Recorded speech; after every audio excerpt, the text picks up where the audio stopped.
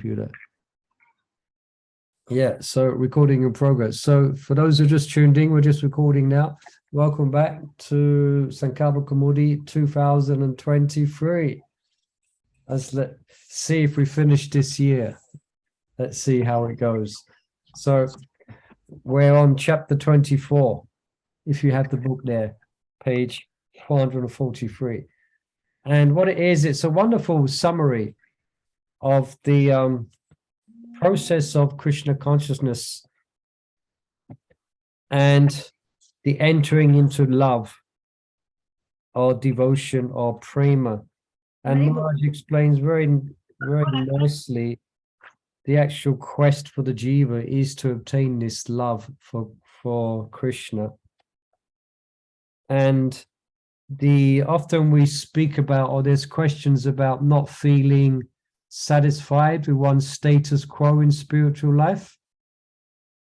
And Maharaj speaks about that here, that's absolutely necessary.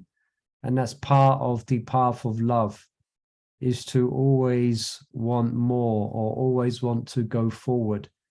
So I think we mentioned before that and Maharaj speaks about this, and he speaks about the different levels of prema.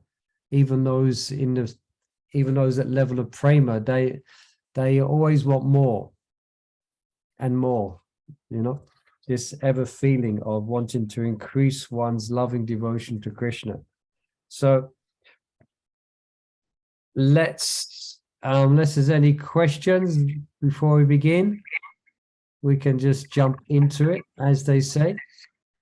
And if anyone has the book with them, they can read. Again, let's pray to Srila Prabhupada. Nama Om Vishnu Padaya Krishna Gustaya Bhutale Shmati Bhakti Vedanta Swaminti Namane Namaste Saraswati Devi Gauravani Pachaline Nivasesha Sunyavadi Pashtatara Satarine Jai Sri Krishna Chaitanya Prabhu Nityananda Shri Advaita Katadha Shiva Sari Gaura Bhaktavinda Hare Krishna Krishna Krishna Hare Hare Hare Rama Rama Hare Hare. So welcome, Mother Suniti Priya. She just tuned in. All right. Perhaps Mother Chandravali, you could start there. Your hand was up there first. Okay. Give me a minute. Can I just put the light on? Check on recording. Yes. Okay. So chapter 24, summary, Sandhya and Sankalpa. Yes. Part 5 of Sankalpa Kaumudi, determination in sadhana, concludes with this current summary chapter, the main purpose of which is to emphasize that sadhana bhakti is best visualized as a stepwise process of spiritual development rather than a one-step process to perfection. Indeed, the stage of perfection itself, prema, also has a similar stepwise development that facilitates its unending growth. The aspect of sadhana in which a devotee rises from one step to the next is known as sankalpa. Generally, books on sadhana bhakti elaborate on the symptoms and practices of each step, but say little on how to transit between those steps. As a result, devotees often inquire about the means to progressive advancement. To fulfill the need for such a book, we have composed Sankalpa Kaumudi, which emphasizes on what it means to move from one step to another. Upon deep contemplation, readers will conclude that the primeval impelling force of determination is the calling of the soul for love. And one impetus for love is dissatisfaction with the status quo, hence the need for spiritual progress. So that's the point I was just making. I was just reading it. I was saying that's quite a far out statement. I'll just read it again. And one impetus for love is dissatisfaction with the status quo, hence the need for spiritual progress. Yeah. So you could say we're following this process, but Maharaj is kind of helping us to understand the process that we're following by using the word Sankalpa. Yeah.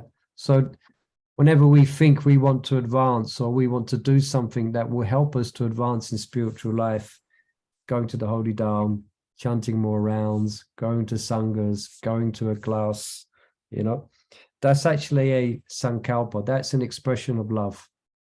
And Rupa Goswami, I was just reading also recently, describes the progress or the stages from Shraddha to Prema. It's all it's all different degrees of love. Even the stages before Prema, it's expression of the soul's desire for love and to go forward in spiritual life, even the beginning stages. So it's quite encouraging that we're on the path of love. And then of course, the actual stages of love from Prema upwards, that's another discussion as well. So now Rupa Goswami is going to give a definition of sadhana bhakti and what it actually is. So is any questions or comments? Otherwise you can continue. Mother Chandravali, give the translation of this verse, and Nitai Mat is just there. Hare Krishna. Shall I start? Yeah, go on. Yeah. We shall now explain this quest for love, which is implicit in Rupa Goswami's definition of sadhana bhakti. You can read the slok. Can't read. Okay. Kriti satya pavet satya bhava sa sadhana dida sanina. Let me read that again. Kriti satya pavet satya bhava sadhanina vida nitya siddhasya bhava nitya siddhasya bhavasya prakrityam priti satyata.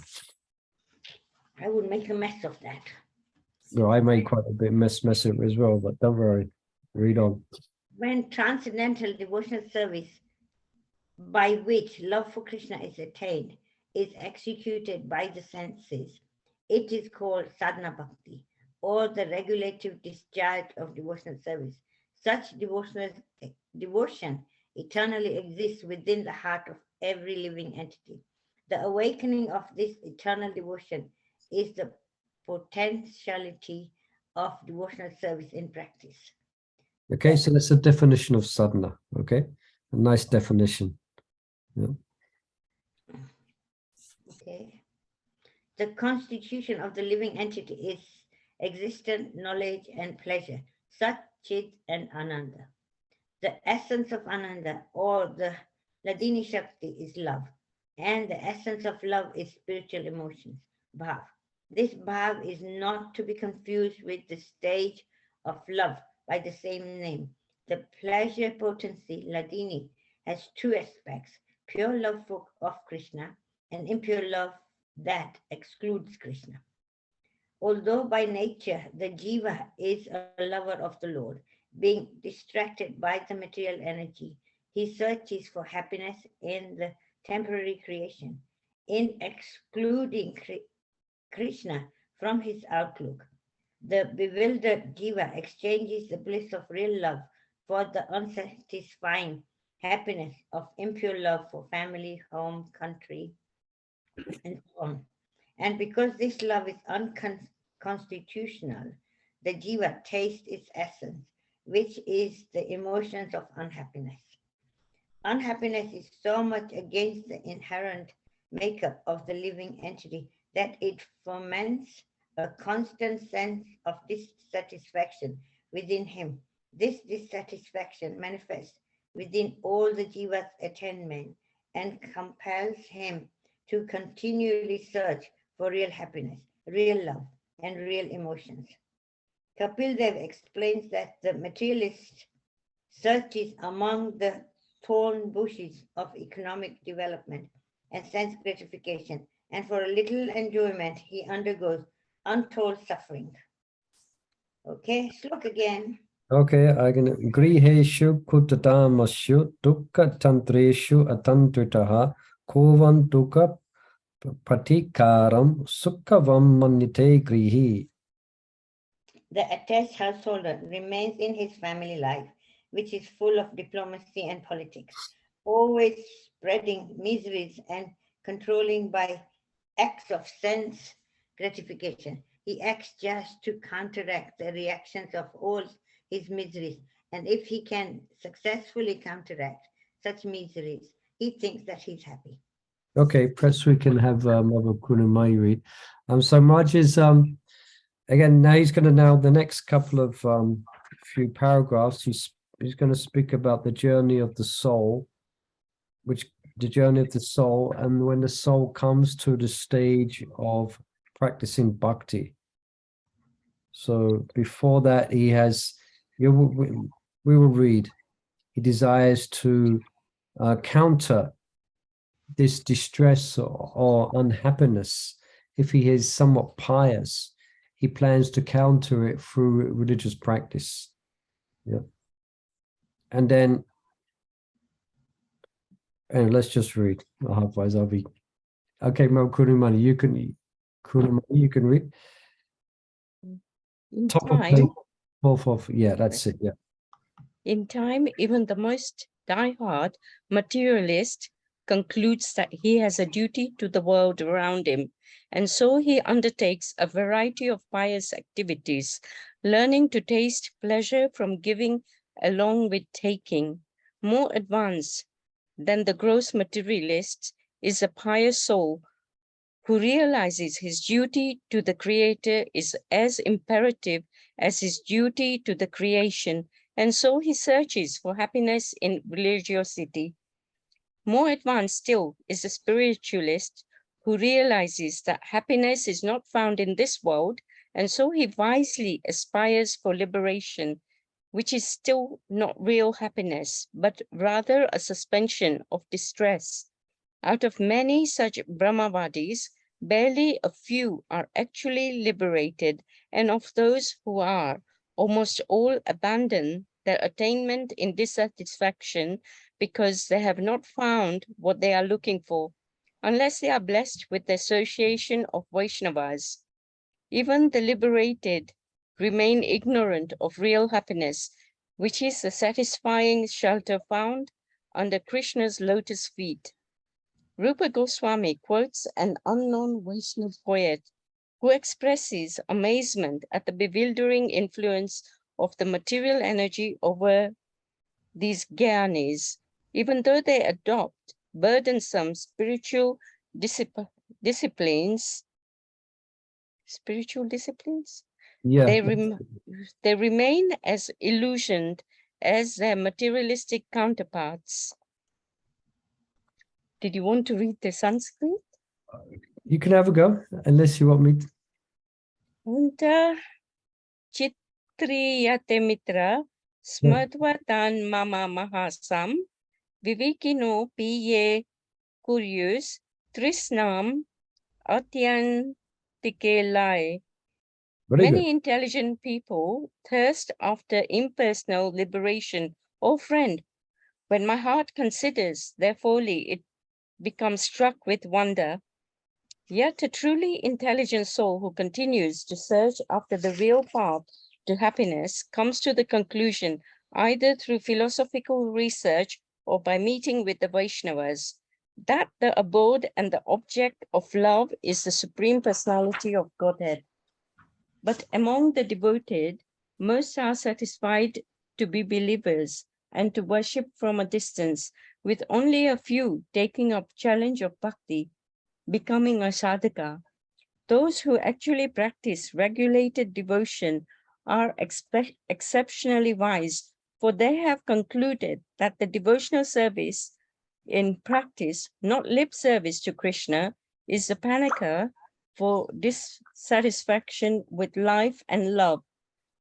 In that way, through sadhana bhakti, they begin to reawaken their dormant pure love for Krishna. As the cleansing process of sadhana, especially Nam Sankirtan, gradually reveals love by stages, two things happen. A devotee becomes increasingly satisfied with the process of sadhana and increasingly dissatisfied with his current attainment, the status quo. As a result, the sadhaka wants to move on to the next stage of bhakti, and to the next stage, and the next, on to bhava. This eagerness for dynamic progress is a sign of healthy practitioner, in the way that a person becomes eager as he nears the completion of a prolonged assignment, or in the way that one becomes anxious upon sighting the end of an arduous journey. In his enthusiasm for ascetic devotion, a sadhaka becomes increasingly eager to progress from one stage of devotion to the next. Thus, we see that spiritual eagerness, anxiety, and enthusiasm are at the heart of Sankalpa. Okay, perhaps we'll just pause there. So that comes to the end of a little section there. Would anyone like to perhaps give a little summary in your own words of what we just read? Or something that struck you from these last couple of pages? Was like, wow, that's interesting. I'll put you on the spot. Those who, I guess not everyone has the book. It's about satisfied with the sadhana, but dissatisfied with the material. You start becoming satisfied with the sadhana. That. Yeah, Marge spoke of that, but also we spoke about something else which is quite intriguing. Is as at the end he mentioned anxiety. So a certain level of dissatisfaction. It is Satisfaction in one sense, yes, but then the quest to go further, like spiritual anxiety. Yes. Nitai Mata, did you say something there? Yeah, I said spiritual anxiety. And also I was thinking, it's never enough. Whatever we do is never enough. And you get that feeling? Yeah, Radharani has the same feeling as well. So that's part of the constitution of the soul in a loving service to Krishna. And that's the dynamics of the spiritual world that is ever increasing. Now Maharaj speaks later on in this chapter, he speaks about when a devotee, say, succumbs to the modes of material nature and may fall down from their practice. And Maharaj speaks about that. Now that's and the anxiety that comes from that. So that's there as well. But the overall quest to obtain Krishna, and once having obtained Krishna, obtained Krishna, then there's a whole dynamic of Ripalamba and Sambhoga, being separated from Krishna and meeting Krishna. Yeah, so spiritual life is very dynamic. It's full of emotion. And in that regard, because I'm doing a little project where I'm putting one of my Guru Maharaj's books into like a video type thing. And I'm basing the video production on this series of videos which this person's doing on different religions. Anyway, to cut a long story short, he's doing, I listened to 25 minutes of what is the philosophy of Buddhism. It was so painful just to watch it. It's like everything is nothing. Everything is empty. Everything is void. It was just painful not painful as such, it's so disheartening. There's so much in illusion, but actually real spiritual life is full of emotion and full of exchange between the soul and Krishna. And it's very dynamic as well. It's very dynamic because of this meeting and separation and yeah. Any other comments on that or questions on that or anything else from these couple of pages? Marge spoke about a progression. He spoke about the karmis. He spoke about persons that actually become, they start to do things for other people. That means become a little pious. And sometimes I've seen that, or we may have seen that, where sometimes I remember one of the punishments, you could say, one of the sentences for, say, for a young person. I can remember when I was young. I mean, I never went that far and had to go to court and had to do community service, but I come close to it.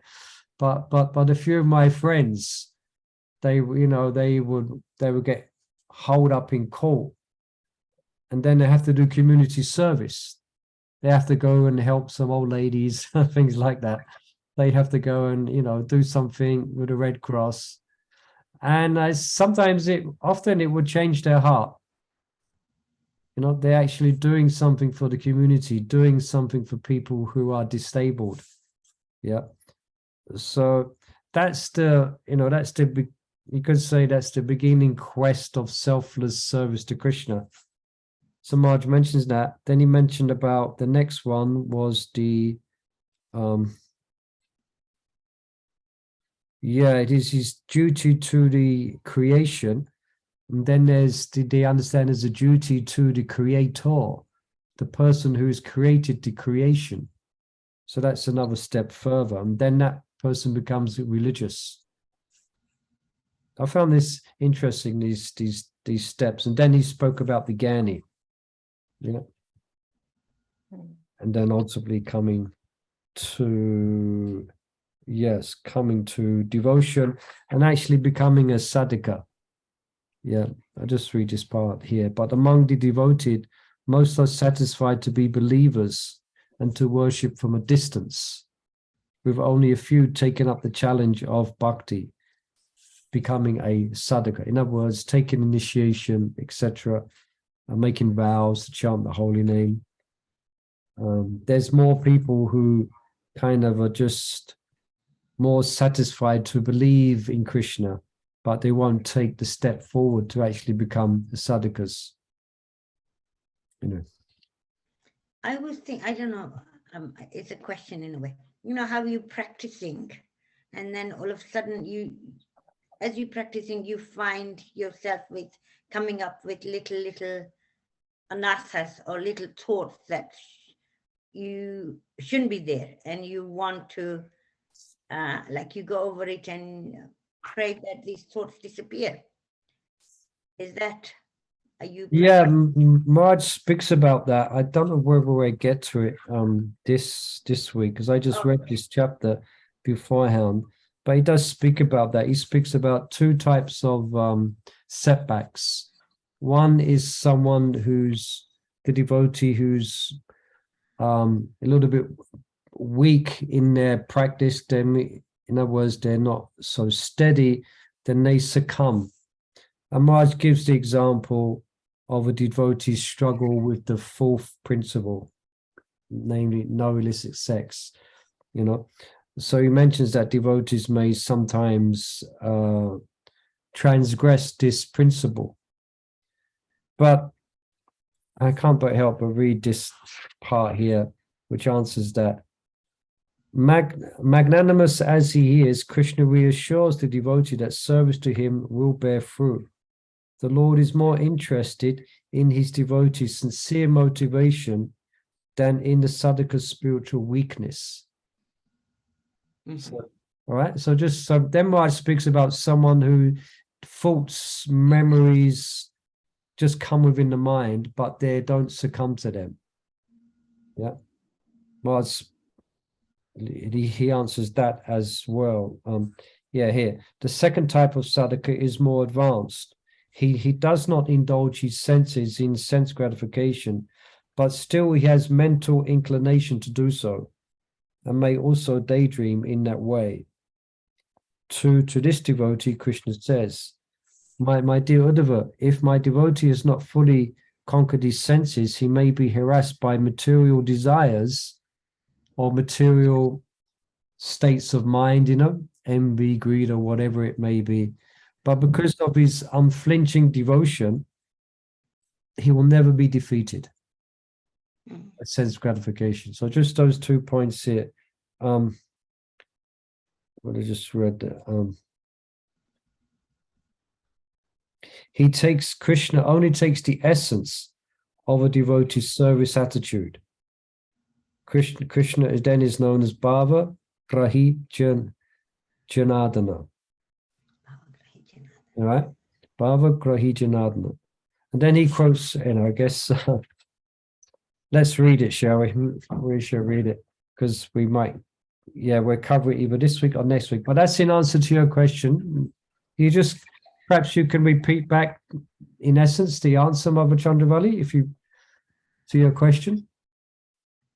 Like you're making progress. So these things come up, but practicing Krishna conscious, you will not get defeated. Yeah, that's it. Yeah. Krishna will protect you. Yeah. So a thought might, say you're talking to somebody else, envy or something might just pop in a little bit. But with the philosophy, Krishna conscious, you yourself with intelligence, you'll be able to turn it around straight away. Yeah, you could say that. So Krishna conscious, Yeah, in other words, Krishna, if someone is sincere, Krishna expects that, and he doesn't take it seriously. Yeah. No. So in due course of time, one will become purified. Yeah, and then you can also see how Krishna is saving you from whatever thinking or whatever you're supposed to be doing or whatever. In other words, Krishna Krishna is there for us. Yeah, yeah. Krishna is within our heart. He's watching our progress and he's encouraging us. So remember, he is bhava-grahi janardana. Excuse me, bhava-grahi janardana. Right, Mother Kudamayi, we cut you off a bit quick there. You just read a page or so. Perhaps you can read a little bit more. Then we'll call on anyone else like to read. You can raise your hand. Who's with us today? Let's look. We've got our dedicated crowd, the dedicated devotees here. Anupama will read next. Gaya's here. Kumari Priya's here. Madhumangal, Nitai Mata, Sahachari, Suniti Priya, Mother Raj Kishore. Hare Krishna. Okay, you can continue reading, Mother Kudamayi, just perhaps for 2 or 3 paragraphs. Then we'll ask Anupama to read. Okay. While instructing Uddhav, Krishna explains how the combination of satisfaction and dissatisfaction nourishes a devotee's Krishna consciousness. You just read the translation, Mother. When a diseased eye is treated with medicinal ointment, it gradually recovers its power to see. Similarly, as a conscious living entity cleanses himself of material contamination by hearing and chanting the pious narrations of my glories, he regains his ability to see me, the absolute truth, in my subtle spiritual form. The inability of a person to see impels him to apply a medication that will restore his vision. Similarly, a devotee's dissatisfaction with the suffering inflicted upon him by material nature inspires him to attain a state transcendental to the modes. In both cases, an unsatisfactory condition is the impetus for attaining satisfaction, and to the degree that dissatisfaction wanes, to that extent satisfaction waxes. At this point, we request the reader to note the following clarification. Although dissatisfaction with his conditioned state is a pure devotee's impetus for sankalpas, the reason for dissatisfaction is not because he wants to be liberated from misery. The reason is that the services at lower stage of bhakti are less suited to being offered to Krishna than are those of a higher stage.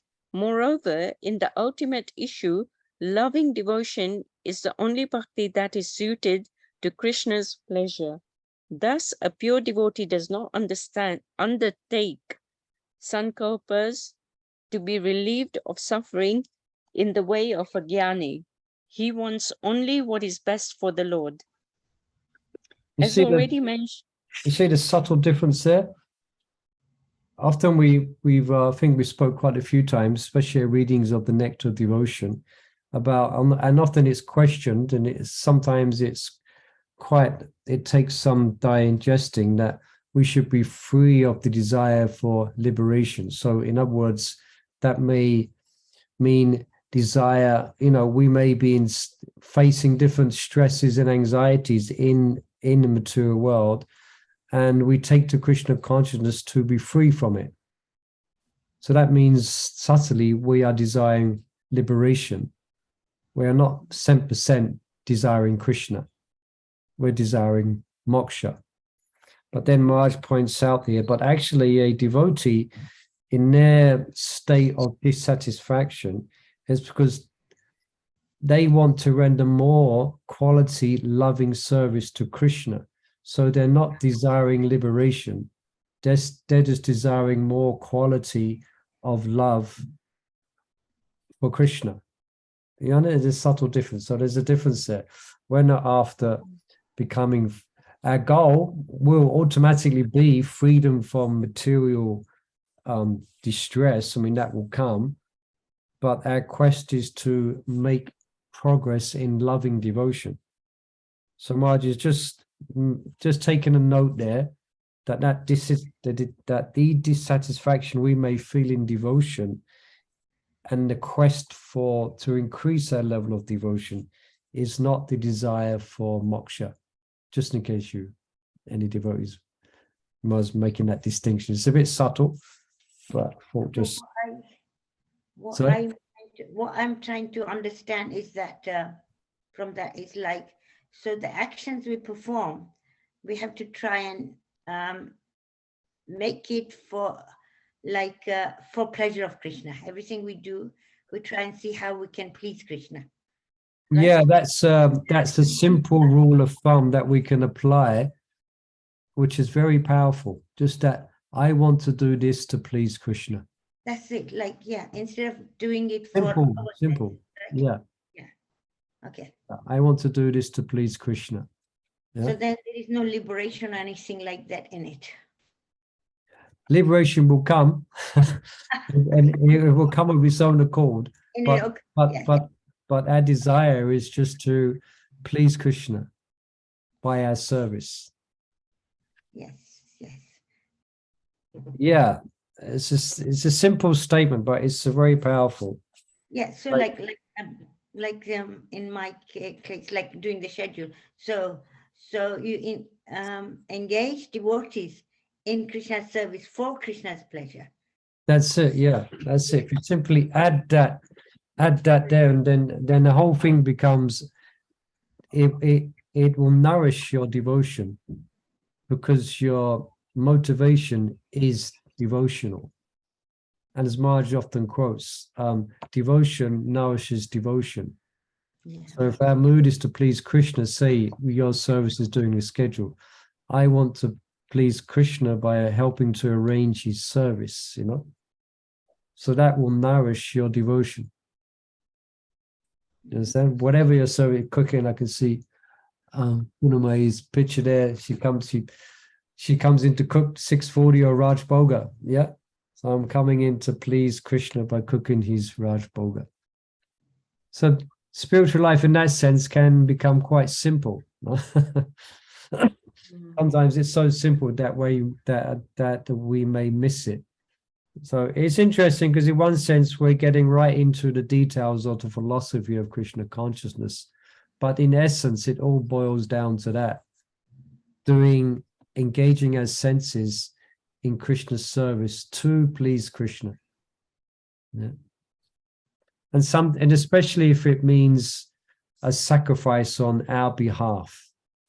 Yeah, like we're sacrificing our time, and it takes a lot of energy. For instance, I mean, I know to cook Raj Bhoga, it takes energy, but you're using that energy in Krishna's service to actually please Krishna. Yeah, so it will nourish our devotion. Yeah. Okay. Any other questions on that or comments? Otherwise, we'll ask Anupama Gopika, if you'd like to read. Where do we leave? Hopefully Shall I start? Hare Hare Krishna. Shall I start from as already mentioned? Yeah, Shall I- that's the one. Well done. Okay. Thank you. As already mentioned, one should not think that having attained prema, dissatisfaction with the existing condition or with the quest for love comes to an end. Indeed, the very nature of pure love is that it always strives to increase itself by itself. This is made possible through the agency of Krishna's pastimes, which are themselves manifestations of love between Krishna and his devotees. Thus, once again, we see in action the principle of bhaktiya sanjayata bhaktiya. Bhakti begets bhakti. In Bhakti, this yeah. case, yes. In this case, prema bhakti begets more prema bhakti. In his dissertation on divine love called Prema Samputa, Vishwanath Chakravarti Thakur explains how love nurtures itself by itself. He writes, You just read Shall the I go- translation, Yeah, Baba. yeah. So, as a love is nourished by defeating as many a lion, as a lion. Oh, sorry. Uh-huh. Sorry. As a lion is nourished by defeating many elephants, similarly, all-powerful love is nourished by defeating many troubles as great as Mount Sumuru, troubles that Hera. come from two worlds, Go from on. one's kinsman, from outsiders, from oneself, and even from the beloved, who is more dear than life itself. This verse is spoken by Sri Radha, whereas in she reveals that the many obstacles scattered throughout her pastimes with Krishna are actually food to nourish their love. What Just are one these? point here, just for your interest, anyone. This book, Prema Samput, by Vishnu Chakravarti Thakur, it's it's part of one of my Guru Maharaj's books, one of the books of Shivaram Swami. I think it's Sangati. Perhaps I'll have to look to remind me specifically which book it's in. But it's quite an amazing story. I won't tell the whole story, but just tell you what the story is about if you haven't read that. Basically, Krishna disguises himself as a demigoddess. And this demigoddess comes into the association of Radharani, and then she starts to question Radharani's fidelity to Krishna. Krishna, yeah. And she brings up all the improprieties, all the infidelity, and all the ways that Krishna treats or that Krishna interacts with Radharani. As we know, Radharani, there's times when Krishna doesn't turn up. There's times when, we know the past times. Yeah. And Radharani is thrown into so much externally, so much anxiety. And then so Krishna is questioning her love. Why do you love this person? Why don't you just forget him? It's interesting. It's Krishna asking the questions, but Radharani doesn't know it's Krishna dressed as a demigoddess. So that's called Prema Samput. And then Radharani reveals Prema, why she loves Krishna, despite this, despite that, and it's quite nice. It's very interesting. So it's called Prema Samput. It's in one of the books of Shivaram Swami, if you might like to read that for your information. Okay, can carry on reading. Okay. What are these obstacles?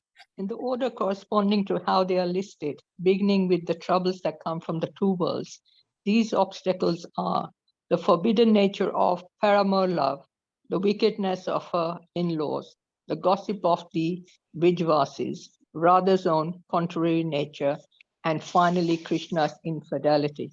The troubles to which Srimati Radharani refers are constituted of prema. They nurture prema, and the intent to overcome them is the expression of prema, the sankalpa of prema. From the evidence given thus far, it is clear that the quest for love is never ending. Even after one has attained it, one is always seeking to enhance love more and more. Since that is the case for Shri Radha and Krishna, then what can be said of devotees?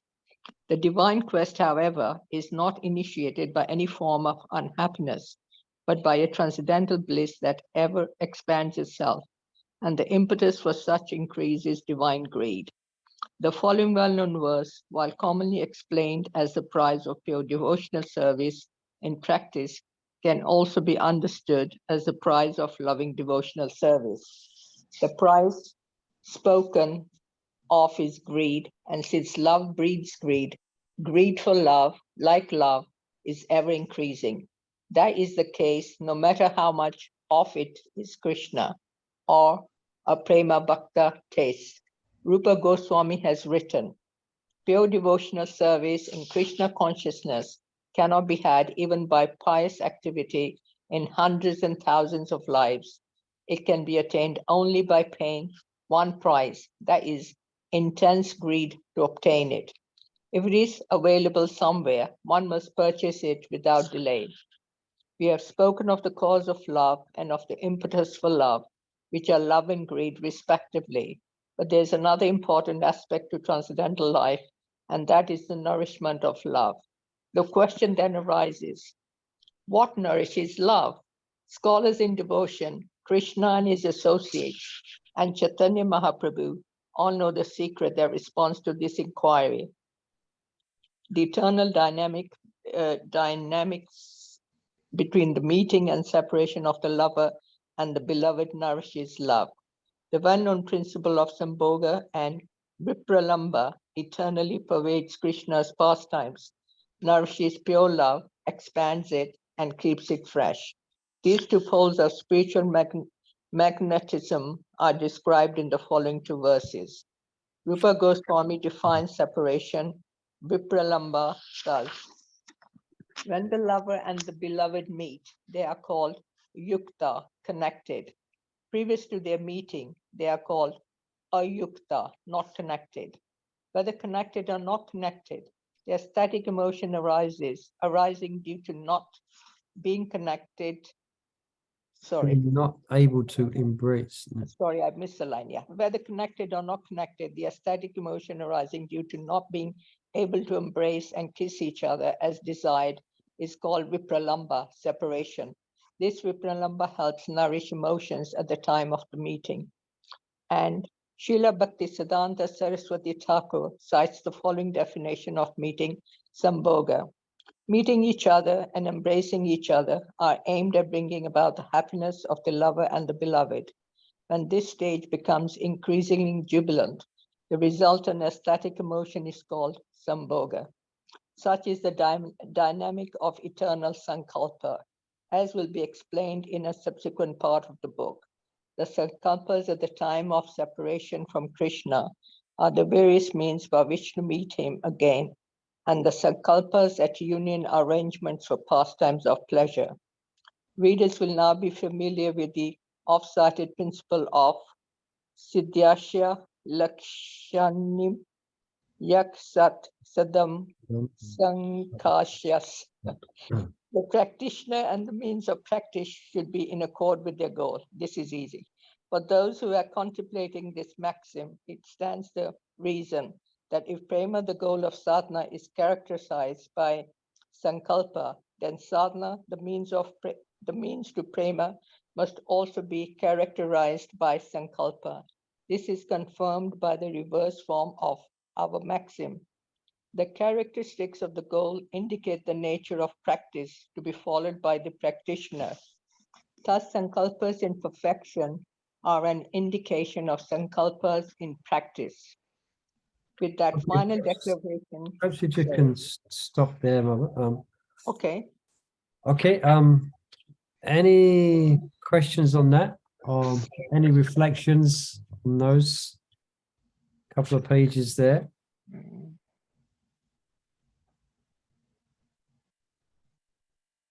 Entering into the dynamics of pure devotion.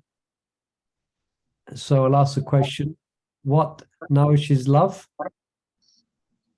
Greed. Oh, sorry. Love, Love. love, Love, I would have thought. What?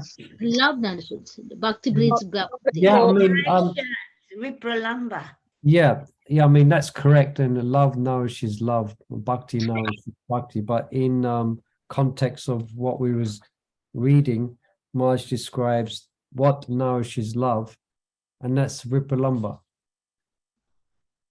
Being separated from the lover actually nourishes love. Yeah, that's right. Absence makes the heart grow fonder. So this is a, as Maharaj spoke, this is a very much an intrinsic part of, for example, the pastimes of Radha and Krishna. It's full of Sambhoga and Ripalamba, meeting and separation. Yeah. So so it plays a very important role. And that's why Maharaj also presents here that our sadhana should be done with a sense of bhava seva. Bhava not in the attainment of bhava, but bhava in the term of feeling. You know, bhava is a stage, but bhava also means, like, you can use bhava, this, it kind of means the mood in the heart. So as we chant, as Prabhupada said, we should chant like a child crying for its mother. So we need to nourish Ripalamba. We need to execute our devotion in that mood, even as sadhakas. It's not as if we have to wait to perfection, perfectional stages, but sadhakas should learn to feel separation from Krishna and execute their service in that mood. As it plays it's a very important role in our spiritual practice, you know, this bhava of separation. All right. Now, all right, let's try and I would finish reading here today, because I was thinking it'd be good if I can, let's see, I won't rush it. If there's questions or I get tempted to comment, I will, but I'm gonna try and see if we might finish the chapter. 2 or 3 pages left. But, okay, so I'll read from 451.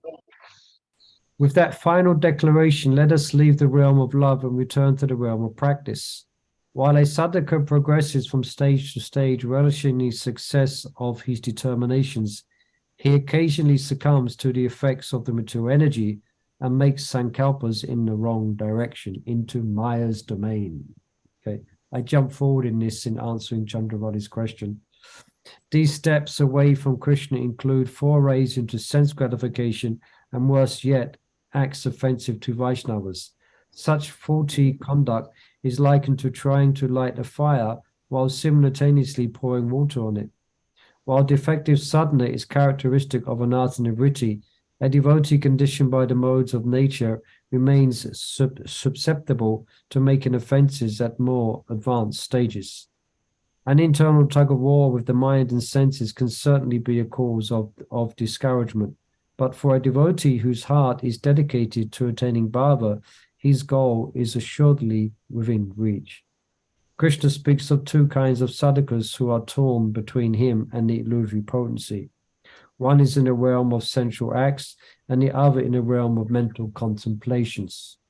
We begin with the former, less advanced devotee who executes plans both for bhakti and for sense enjoyment. The Lord says, well, having awakened faith in the narrations of my glories, being disgusted with all material activities, knowing that all sense gratification leads to misery, but still being unable to renounce all sense enjoyment, my devotee should remain happy and worship me with great faith and conviction, even though he is sometimes engaged in sense enjoyment. My devotee knows that all sense gratification leads to a miserable result, and he sincerely repents of such activities. So this is the mindset for someone who's weak, or someone who is less advanced, but they still have faith. They have faith in Krishna. So anyway, continue. The devotee in question has faith in Nam Sankirtan and knows the liabilities of material happiness. Still, he is weak. He is unable to abandon sense gratification. An example is the devotee's struggle with the 4th principle, namely the vow of initiation that says no illicit sex, grihastas, brahmacharis, vanaprasthas, and sadly, sometimes even sannyasis transgress this principle. Magnanimous as he is, Krishna reassures the devotee that service to him will bear fruit. The Lord is more interested in his devotee's sincere motivation than in the sadhaka's spiritual weakness. All right, let me read that sentence again. The Lord is more interested in his devotee's sincere motivation than in the sadhaka's spiritual weakness. Because he takes only the essence of a devotee's service attitude, Krishna is known as bhava-grahi janardana. Perhaps the most striking counsel Krishna offers above is that a devotee should remain happy despite his shortcomings. Happiness may not be a devotee's immediate mindset following a fall down. Yet it is reassuring that despite such humiliation, the Lord encourages the practitioner to be positive in conduct, mind, and heart. The second type of sadhaka is more advanced. He does not indulge his senses in gratification, but he still has the mental inclination to do so, and may also daydream in that way. To this devotee, Krishna says, "My dear Uddhava, if my devotee has not fully conquered his senses, he may be harassed by material desires, but because of his unflinching devotion to me, he will not be defeated by sense gratification." Unquote. Controlling the mind is more difficult than controlling the gross senses. If a devotee entertains thoughts of enjoyment or remembers past indulgences, his mundane sankalpa is a distraction from spiritual ones. As with the devotee who yields to sensual pursuits, if this devotee's heart is given to the Lord and to the Lord's service, the purifying effect of Nam Sankirtan will give him the strength to control his mind and to completely turn away from the inferior energy. In the Bhagavad Gita, Krishna urges Arjuna to make it known that both these devotees are under his personal protection, and so they are never vanquished by Maya. Quote, "He quickly becomes righteous and attains lasting peace. O son of Kunti, declare it boldly that my devotee never perishes." Any questions on that or comments? I really like the way you explain, like the two kinds of devotees going through, and Yeah. Krishna going through their emotions and whatever. But at the end, they're going to come out okay, you know? Krishna is going to protect them. Yeah. Sipram bhavati dhamatma sasachantin gachati. Kunteya patijanahi nami bhakta pranasati. Declare it boldly, my devotee never perishes. Now this verse comes after the verse, what's that well-known verse? Even if one commits the most abominable activities, if he's correctly situated, yeah. Apichet sudaracharo bhajate mama nanyabhak sado eva samantavya samyak vyashato hisa. So this verse comes next. Yeah, quickly becomes righteous. But this applies to, or this is the definition of sincerity. If a devotee, Maharaj was quoting, I think it is from the Srimad Bhagavatam, the mentality of a sincere person, even if they succumb to their lower natures, they condemn themselves in one sense, but the fact, yeah, they condemn themselves and they feel sorry. But then Maharaj is helping us to understand that the Lord yet is reassuring that despite such humiliation, the Lord encourages the practitioner to be positive in conduct, mind, and heart. Okay. Now, I must admit, it's a challenge. I mean, I've met with devotees.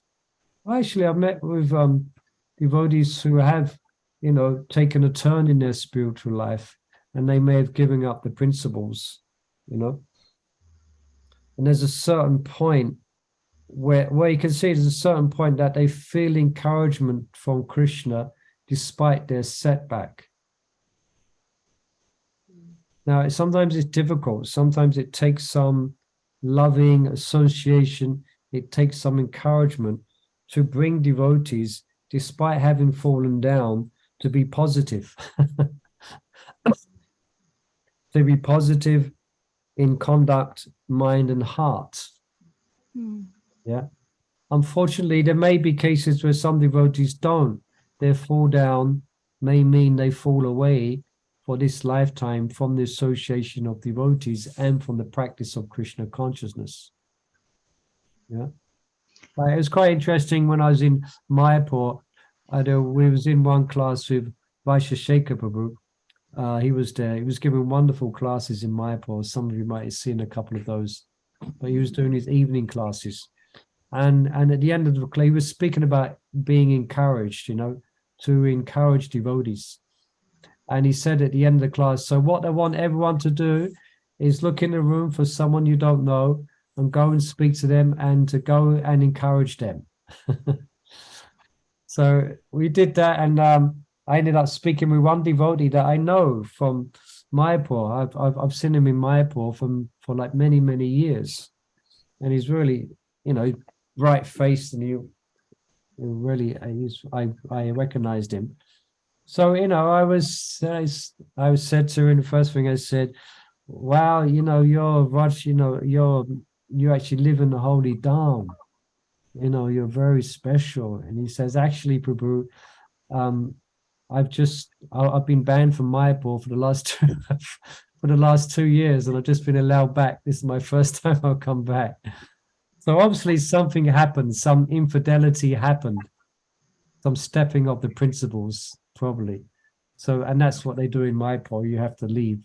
You can't come. So, but he was so, you could see, he was positive, despite his misconduct, because he's sincere.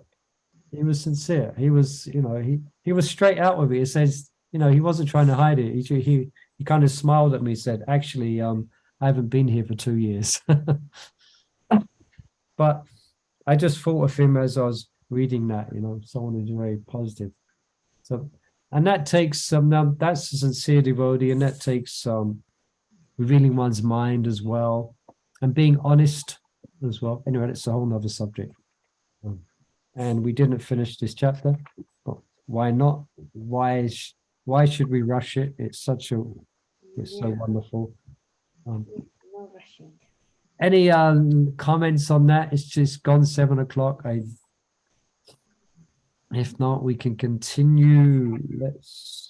Where did I finish off? Yeah.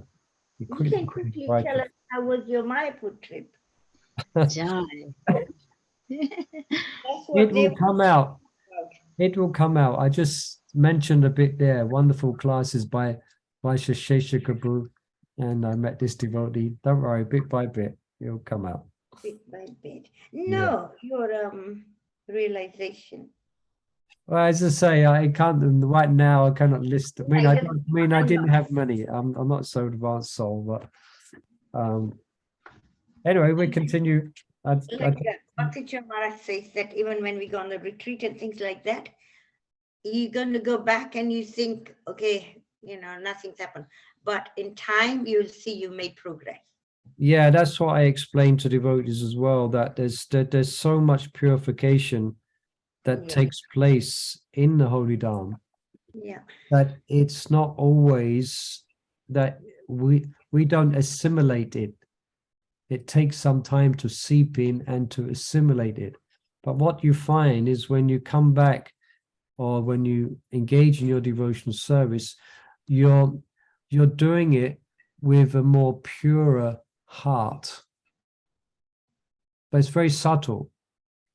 You may not notice it grossly, but just by being in the holy Dham, especially we was in Mayapur, being in Mayapur or Vrindavan, as Bhakti Chandravali Maharaj is quoting Bhakti True Swami, that it has its effect, but you'll notice it in the weeks and the months.